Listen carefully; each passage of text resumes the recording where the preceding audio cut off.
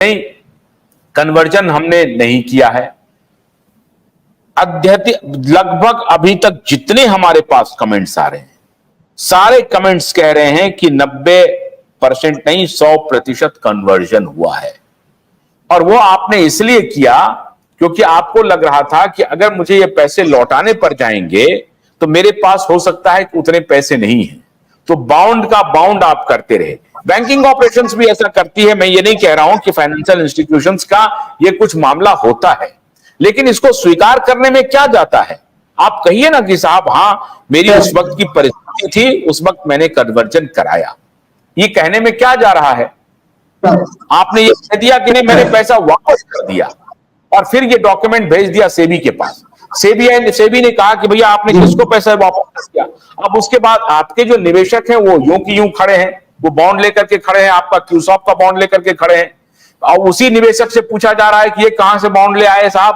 कहा कि इसके पहले तो साहब मुझे रियल एस्टेट का बॉन्ड था, उसके पहले तो मुझे क्रेडिट सोसाइटी का बॉन्ड था। जो पर्चा है, बॉन्ड है, जो भी कहिए, अब उनके पास जो भी बॉन्ड है वही उनके पास सबूत है। अब वो सबूत से भी ढूंढ नहीं पा रही है। तो अब ये मामला होते होते होते होते आपको 25 जो भी पैसा आपने कलेक्ट किया था, अंततः अदालत ने कहा कि नहीं, हम ये बीटिंग अराउंड द बुश हम नहीं जाएंगे, ये घूमते रहेंगे और आपको हम पकड़ते रहेंगे, ये नहीं चलेगा। जो कुछ भी आपने पैसा लिया है आप अकाउंट में कीजिए और सरकार उसको देखेगी कैसे वापस करेगी। अभी आपने कहा कि अभी आप देखिए, मैं समझता हूं ये असत्य बोल रहे हैं, इसका आपको ठीक करना चाहिए। जैसे अभी आपने कहा कि सहारा के ऊपर प्रतिबंध है, मीडिया में कुछ मत बोलिए, ये सरासर झूठ है, बिल्कुल गलत बात है। किसी भी कंपनी को सरकार ये नहीं कह सकती है कि आप पब्लिक में जाकर के कुछ मत बोलिए। आप ये आकर के बोलिए पब्लिक में कि देखिए हम पैसे लौटाने की कोशिश कर रहे हैं, अब सरकार ने ये ले लिया है, मैं या तो सरकार को मुहैया कराऊंगा पैसा, या मैं सरकार से कह रहा हूं कि साहब मैं भी पैसा इकट्ठा कर रहा हूं, आपके पास भी पैसा है, दोनों मिलकर के हम निवेशक का पैसा दे देते हैं। ये बोल देंगे, आपको सुप्रीम कोर्ट इसमें मानहानि मान लेगा? बिल्कुल नहीं। सरकार आपको ये बोलने से रोकेगा? बिल्कुल नहीं। ये बात असत्य बोल रहे हैं और इसको स्वीकार के ऊपर कोई, आपकी कंपनी के ऊपर कोई आदेश नहीं है कि आप मीडिया में जाकर के नहीं बोलिए। ये आपने असत्य बोला, गलत बोले हैं आप। कोई आदेश नहीं है ना। एक बार सुनिए मेरी बात, सुनिए मेरी पूरा बोल लेने दीजिए। आपने ये कहा, ना ही अदालत ने कोई आपके ऊपर आदेश लगाया है कि आप अगर पैसे का भुगतान कहीं से कर रहे हैं उसका सबूत अदालत में देते जाइए। अगर मान लीजिए कि सहारा अपनी संपत्ति को बेच करके पैसा देते रहे, साहब आप ये कह रहे हैं अभी आपका हॉस्पिटल बिक गया, 900 करोड़ में बिका या 1000 करोड़ में बिका, क्या उस 1000 करोड़ को आपने कोशिश किया कि चलो भाई हमारे पास मान लीजिए 100 लोगों की देनदारी है तो हमने 2 लोगों को दे देना चाहिए, 3 लोगों को देना चाहिए, और वो देकर के आप ये एफिडेविट जाकर के देते कि साहब जैसे हम अपनी संपत्ति को बेचते जा रहे हैं हम ये पैसे का भुगतान करते जा रहे हैं। इसको कहते हैं ट्रस्ट, इसको कहते हैं विश्वास। अब प्रॉब्लम ये हो रहा है कि कंपनी चलाना मुश्किल हो रही है, समझ गए, और उस तरफ साइफन ऑफ होने के भी पैसे की, देखिए एक बात मानिए आप, पैसे के बाहर जाने की भी खबरें हैं।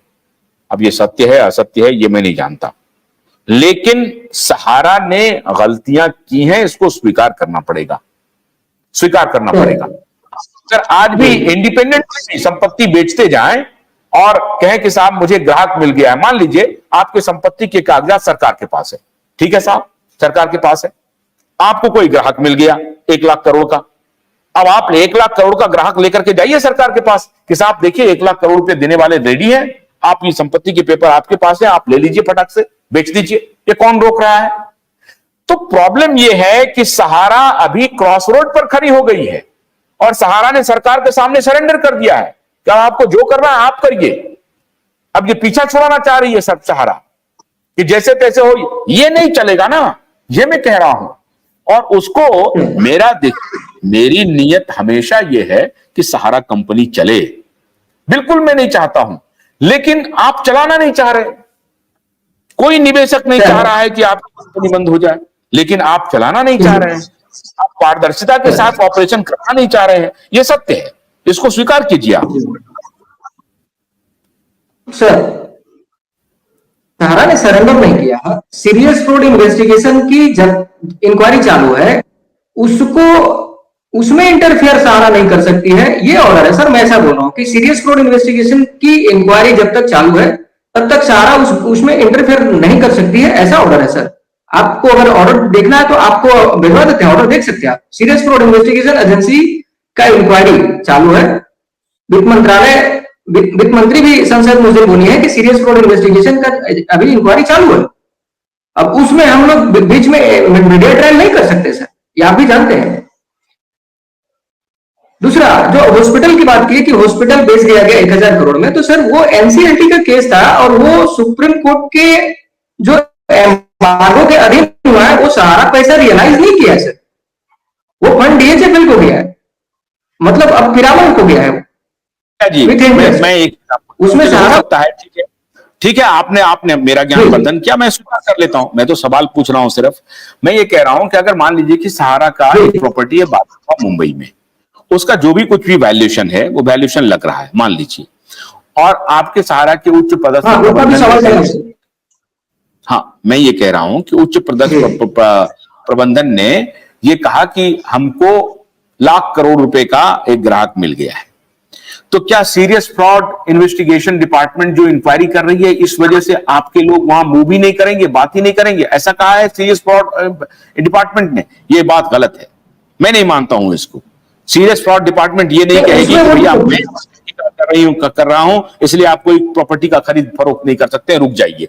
हाँ, ये जरूर हो सकता है, ये मैं बात आपकी मानता हूं, ये बात मैं मानता हूं आपकी कि प्रॉपर्टी का क्या स्टेटस है वो सीरियस फ्रॉड डिपार्टमेंट जरूर तहकीकात कर रही होगी, और चूंकि आपने ट्रस्ट खो दिया है इसलिए हो सकता है कि इस तरह का आदेश आया होगा। मैं ये मानने के लिए भी तैयार हूं, यह आदेश आया हो कि आप अभी खरीद फरोख्त बंद कीजिए, मैं खरीद फरोख्त करना होगा, मैं जांच कर लेता हूं, उसके बाद करिएगा, ऐसा हो सकता है, मैं मानता हूं। एक्चुअली क्या है सर, सीरियस फ्रॉड इन्वेस्टिगेशन पूरी ग्रुप की इंक्वायरी कर रही है, ग्रुप ऑफ कंपनी, उसमें वर्सोवा भी आ गया और एमबी वैली की 26 कंपनियां हैं लिस्टेड, जो एमबी वैली लिमिटेड के अंदर में, उसकी भी इंक्वायरी कर रही है। सहारा क्रेडिट कोऑपरेटिव सोसाइटी यानी सोसाइटी की कर रही है, क्यू शॉप की भी कर रही है, यानी कि A to Z inquiry, subject to inquiry है। अभी उसमें हम लोग इंटरफेयर नहीं कर सकते। हाँ, अगर कोई क्लाइंट आ रहा है और सहारा मैनेजमेंट से बातचीत कर रहा है, उसकी वैल्यूएशन, तो वो इंटरनल है सर। हम लोग मैं अभी भी बोल रहा हूँ, वो इंटरनल मैनेजमेंट की जो टीम है, वहां जो कुछ भी चल रही है कि भाई क्या हो रहा है, क्या उसका वैल्यूएशन आ रहा है, हम लोग ये बात कर रहे हैं सर कि हमें 68,000 करोड़ की वैल्यूएशन मिल रही है। शुभम कुमार सर सवाल भी खड़ा किए थे कि 68,000 करोड़ का वैल्यूएशन का रिपोर्ट दिखाइए, तो सर अभी हम लोग कोई और रिपोर्ट नहीं दिखा सकते। आज रोकते हैं डिबेट को, एक मिनट कन्हैया, आज रोकते हैं, कल 3 तारीख है।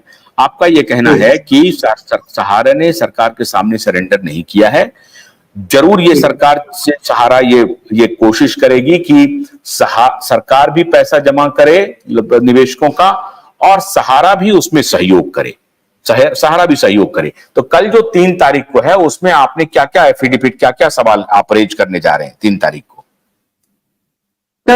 19 एफिडेविट लगाया है। उसमें पहला एफिडेविट यह है कि हमें जिन जिन चीजों पर पाबंदी लगाई गई है उसको छोड़ दिया जाए, यानी कि फ्री किया जाए, और ऑल ओवर इंडिया में जितने भी हमारे बोर्ड ऑफ डायरेक्टर और मैनेजमेंट को अंदर डाला जा रहा है, वो अरेस्ट किए जा रहे हैं। एक तो मैनेजमेंट अगर अंदर जाएगी, अरेस्ट करते जाएंगे, परेशान रहेंगे, तो काम सही ढंग से हम नहीं कर पाएंगे।